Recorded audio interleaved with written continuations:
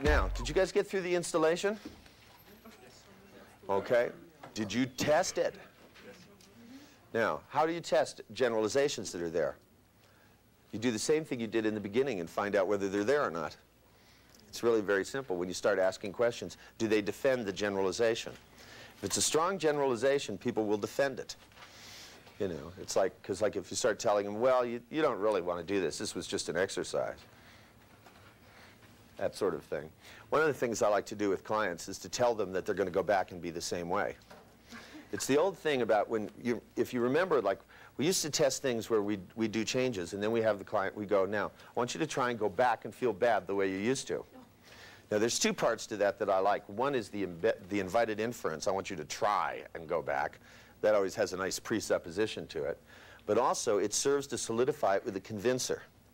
Because when you put in a generalization, one of the patterns that's in one of the Polya patterns is one that's called consequence.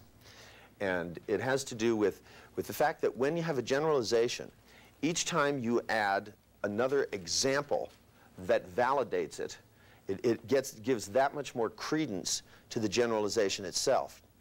Now, if some of you may have made changes, either in workshops or just randomly walking up and down the streets, where you found that you made a change and the change became stronger and stronger and stronger, as opposed to ones where you made the change and then it kind of slipped away. Do you know the difference that I'm talking about? Okay, now if you take the example where things get stronger, one of the things that makes that work is that right after you build the generalization, you have some very strong examples, because there seems to be a very important thing about frequency and time. Now, if you think about it in terms of threshold, threshold is the study of threshold patterns. You remember threshold patterns? Okay, because I don't want to get too far off. Threshold patterns are, it's all from the study of catastrophe theory, of all things. Catastrophe theory is the study of, like, where you take a piece of sheet metal, you can bend it and it'll go back. You bend it a little bit further and it still goes back. But you bend it and at a certain point, it'll never go back into the shape that it was in without reforging it. Now, one of the things that you want to create, because building a generalization is you don't want it to be where you've just bent the sheet metal this much. So you want to, whenever you install a new generalization or a new belief or new values, you want to create examples of it. This is where you want to do it, and especially if you can do it behaviorally, it'll be a lot better that way. If nothing else, you can have them go in and just generate mental, you know, as-if type examples. But especially when I work with clients.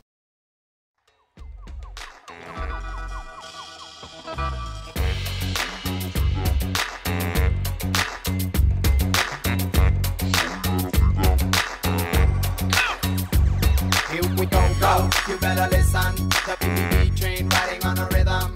We know they're hungry, so we better feed them. Skip the bullshit and give me some pick up your clapping hands and one of the things you'll notice, like those of you that have watched the films, is that when I get an inch, then I really go after it.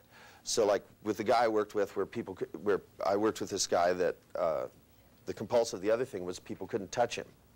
So, of course, you know, as soon as you tell me that, it's like, you know. There's someone to touch him and see if it fucks him up, because I don't like people, you know, sometimes they lie about their problems. But then once I make the change, where I got it so he could shake my hands and it didn't affect him, then I started slapping him on the back, right, and doing this, and then pointing out and going, well, you know, do you have to do it now? How about if I do this? How about if I do that? Because I want to create 3 or 4, 5 really live examples where you really like push it to the wall. Go, well, go do this.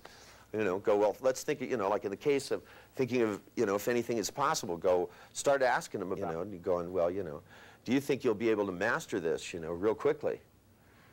And if they start going, well, no, didn't you go, well, you think it's impossible then? And if they go, well, I don't know if it's impossible, to find out whether or not you're getting the kind of generalization. Because if they're still hemming and hawing, if you just keep pushing, because if you have the generalization there, a lot of times it takes a little bit of something to click it into behavior.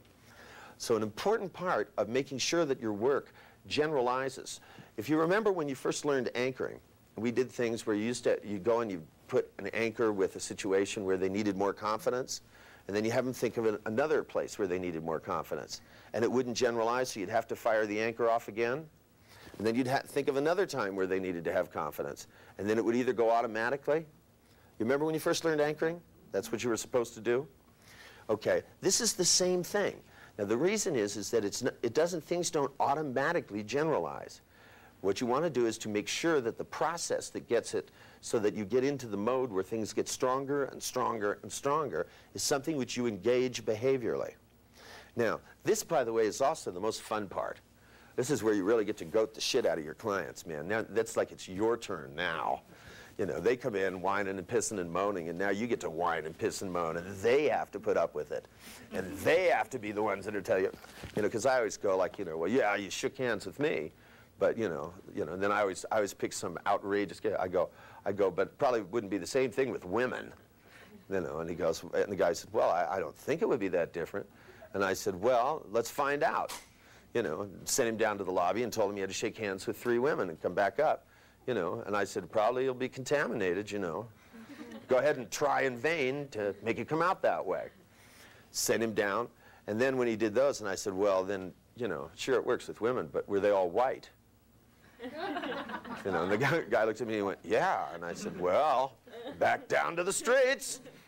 Now, this is the thing that I can't overemphasize, is that this is where it's real important to dredge up every ounce of your sense of humor, because you don't want to end up programming them to fail, but you want to push them forward, and you want to do it without your locking in, especially if you have a mismatcher or polarity responder.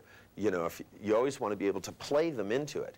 You want to be able to pull out all the flirting skills and the teasing skills you have, to tease them in to trying it 3 or 4 times, because what you want to go is to just watch that threshold click in.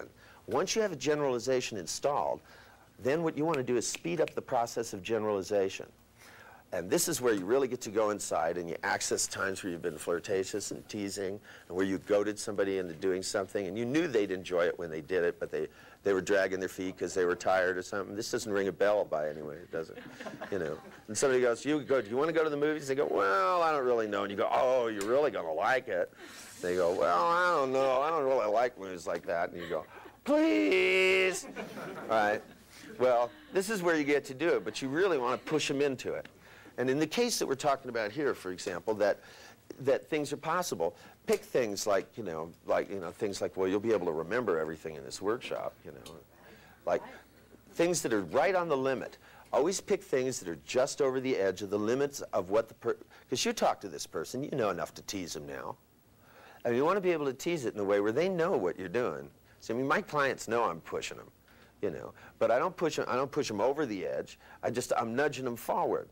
And I'm nudging them because I want within the first, half an hour to hour after I do a change for them to use it and keep trying it so that there keeps being examples, because it builds up a very important thing. It clicks in their convincer strategies, and it makes it generalize even further, by the thing of repeated consequence. See, now if you think about it, because like one of the things that creates threshold patterns, like the pattern, of how people fall out of love, is because too many things happen too frequently in too short a time. And it's like, people always talk about that, well, that was the last straw. Well, what we want is the last straw for their old behavior, by getting enough new ones that they get in the habit, almost.